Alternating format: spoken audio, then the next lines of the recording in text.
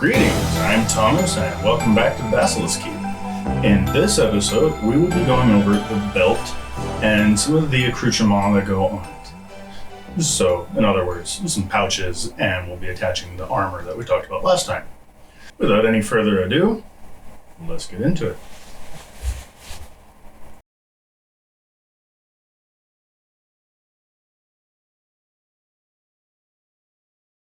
We've got a nice new Leviathan Leatherworks pattern. Nah, who needs that? What I meant to say was, who needs a pattern when you have a laser cutter? So all I did was just throw the vector files from the Leviathan Leatherworks pattern onto my laser, and anyway, I started blasting.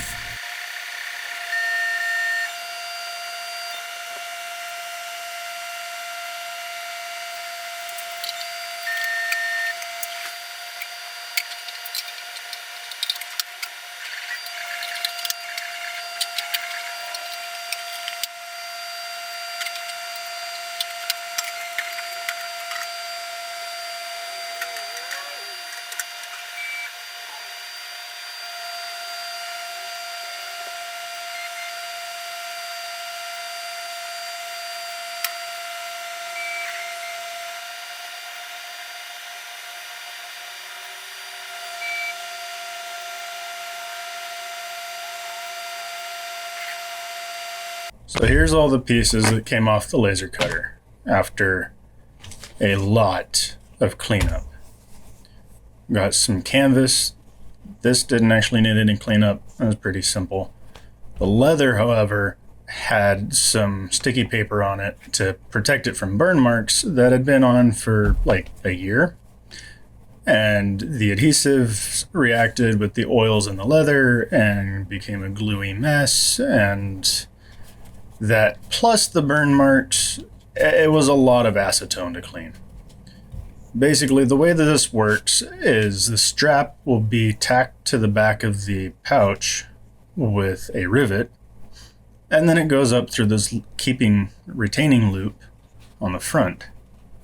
Then at the top, we'll have a button stud. That's what the slots are for on the buttonholes. And of course, the canvas goes on the side. The first thing we'll need to do is add a rivet. This is called a double cap rivet. Very common in leatherwork, but you can use them for other things. And basically, you just go in through one side, put a cap on the other side, and that kind of holds together just a little bit, just long enough to use a hammer and set it.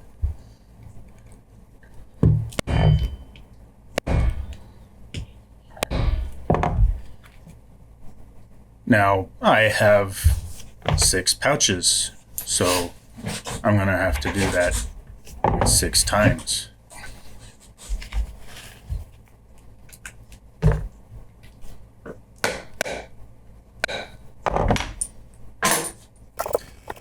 Alright, now that all the pouches have their straps, we can begin sewing. I'm going to use some of this natural colored polyester braided waxed thread. Just going to thread the needles. I'm using a technique called saddle stitch. So, first of all, to put the needle on the thread, you put it through the eye, just like you would imagine, and then you put the needle back through the tail of its own thread. And that sort of just locks it in place. Now, the reason you need 2 needles on one length of thread is you start in the middle of the thread, and then every stitch you go through one side with one needle, and then back through the same hole with the other needle.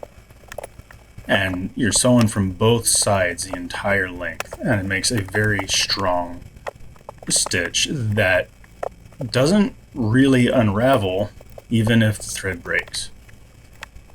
And down here at the bottom of the pouch is where things really get interesting, because we're sewing a flat piece onto a flat piece, and yet we want a curve to come out of it. So I have to pinch and readjust and poke and prod every single stitch around this bottom semicircle in order to get the fabric to line up properly.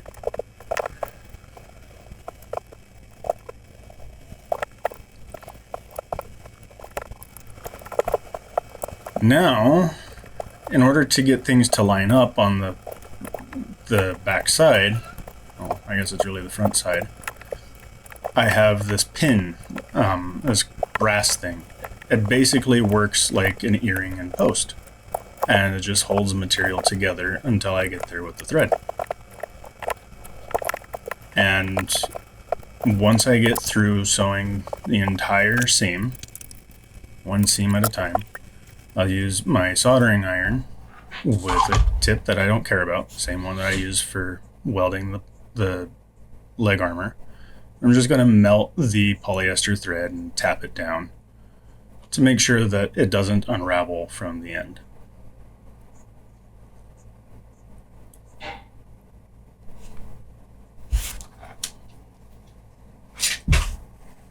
Once the thread is sealed, I'm going to go ahead and just pinch and pull and make sure that everything is where I want it. And then I'll go and do the other side. But for sake of the video, I'm going to go ahead and add the button now. Now, often you can get these so that they act like rivets, and you have a smooth shank that goes up into a smooth bore, and you whack it together like a rivet, and it stays in place forever. Thankfully, I was easy on myself and got screw base button studs. Just screw that on. Simple as that.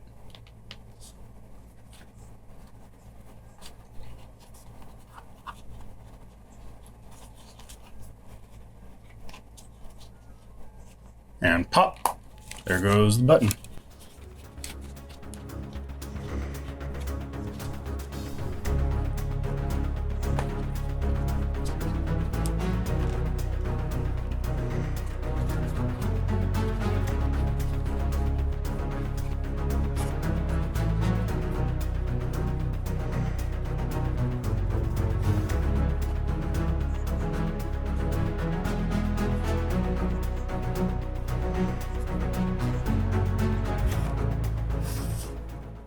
This is a Skylotech climbing harness. Well, first, let's talk about my knife. You've seen it in many videos.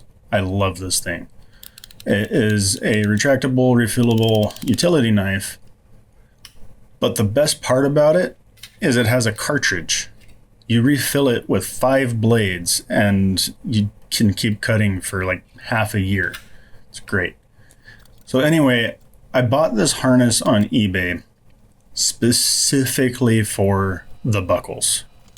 These are amazing looking buckles, and I was on the lookout for this harness for months before I was able to buy one. And I bought it for the sole purpose of taking it apart. And you know what? I have gotten a lot of mileage out of this.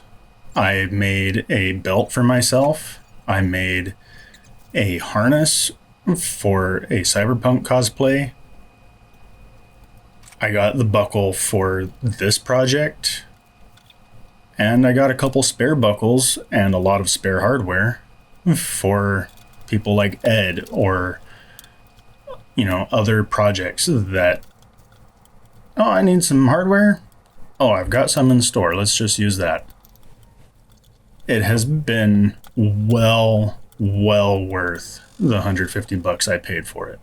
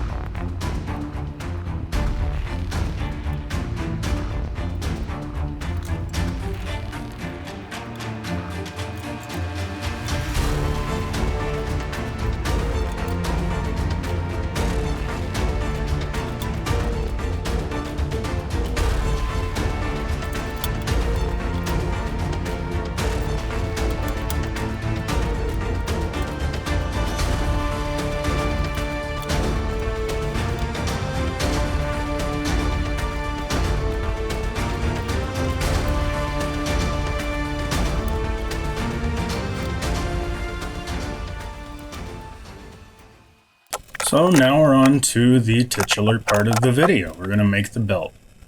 I have this large strap of, I believe this is water buffalo leather. It's dyed red. I would rather brown, but whatever. Hey look, it's my Ahsoka coaster. That is my design, by the way.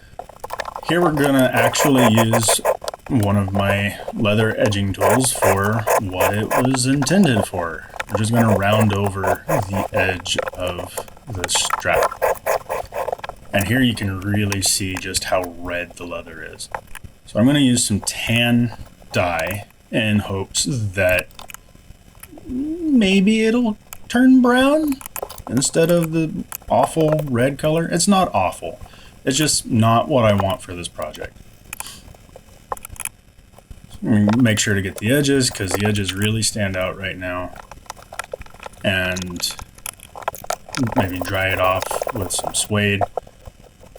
It looks a little bit better. I've got the buckles. Well, buckle. I've got the buckle, and the thick leather just is not going to fit in the buckles. In fact, this thin leather, which surprisingly is the same color. I'm not sure how I got this. Might have been a side project for Ed. This leather barely fits. It's also very red, so I'm going to try dyeing it tan, and it's probably not going to work.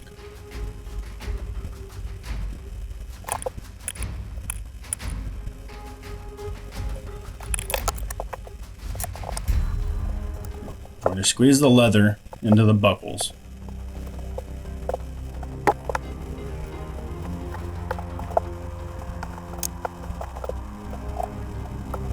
And then we need a way of mounting that to the main strap. So I'm going to use some Chicago screws. Chicago screws are basically a screw and a nut. It's like an 832 machine screw and a matching nut. And that just clamps things together because it's got a flanged head on either side. Problem is, these Chicago screws are too short to fit through 3 pieces of leather. 2 moderate pieces of leather and 1 very thick piece of leather. So I had to scrounge through my supply of Chicago screws to find some that were maybe long enough. And then with the mismatch, I was able to get the belt all put together. And there we have it. Check out this action. Oh yeah.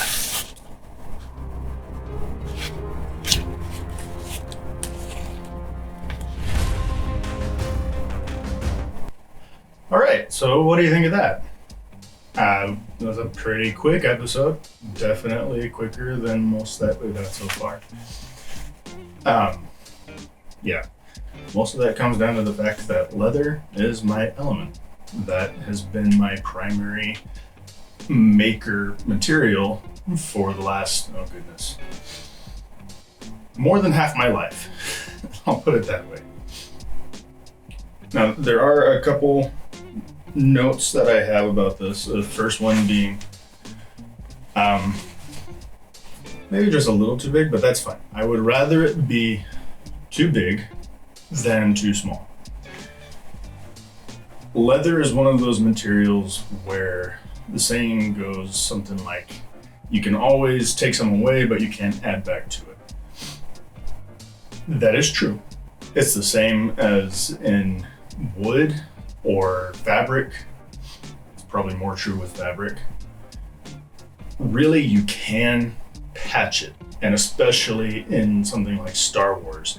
It's gonna look fine if you patch it. Remember my gloves, all the patches on the right hand. But I would prefer not to. I prefer a clean monolithic piece here. And with that, it's a lot easier to take away than it is to add more. Now, one thing is, we'll reduce the height of the camera a bit so you won't see quite as much of my lovely face. But you want to do anyway. Where this sits, you see I have 2 of the same belt buckle. I love this belt buckle. I had wanted to put it at my natural waist, which is just a little too slim. I think, because I kind of have to stick my gut out in order just to keep this up. But if I let it rest on my pants waist, it's actually really comfortable. I hadn't considered this until just starting this part of the video, but it works. I know. So there's lots of things to love about this. But as we like to in these videos, let's go over some lessons learned. Maybe some bad, maybe some good, and we'll see where we end up. Bad thing, what I thought was a bad thing anyway, is the size of it. It's actually really comfortable. And no, it's not because I put on weight. I've actually lost a little bit recently. It's just I was wearing it in the wrong place at first. Another bad thing, take the belt off for a second. You can still see very clearly, especially hold it up to my shirt. This is red. You remember early in the video, we wanted it to be brown, so I dyed it. And the through drying process, when the manufacturer made the leather, that red is just too strong. If we look at the outside, that's a little bit better. Since I'm holding the belt up, take a look at the armor. Look at this. As I mentioned last episode, it is allowed to flop a little bit, which is perfect. Makes it more conforming, more comfortable. Held on with more of those paracord laces. So that's pretty self-consistent, I think, the rest of the project. Oh, the pouches. Let me pull this up here. The pouches are lovely. I mean, these weren't technically designed by me. Not only are they a Leviathan Leatherworks pattern, but these are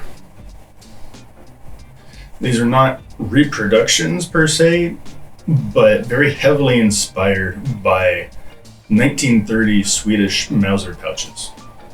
These are ammo pouches that soldiers would wear, except theirs were more all one piece on a bandolier, one piece that had 5 pockets. These are individual belt pouches. These will come off the belt if I want them to. Very convenient size for holding things like my wallet or my car keys or business cards. Okay.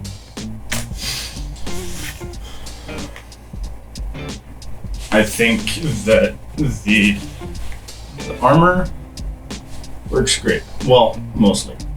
The tail plate sticks out a little much. A little bit awkward. I guess it is a tail plate. Belt buckle, obviously it's amazing. It's why I bought that harness. There's not much more to say. It's leather. I'm good at leather. Of course I'm gonna have a good product. Hand stitched, as you saw in the video, though I've switched to laser cutting because all that cutting and chiseling, stitching holes is bad for the old hands. That's really all I can think of. Let me know in the comments if there's something that you think I missed, something that you would have done differently, something that you would have done better, because I may be best at leather, but that doesn't mean I'm the best at leather. All that said, thank you for liking and commenting. Thank you for watching. You made it all the way to the end of the video and I didn't even have to ask you. So, good luck. Don't die. We're all counting.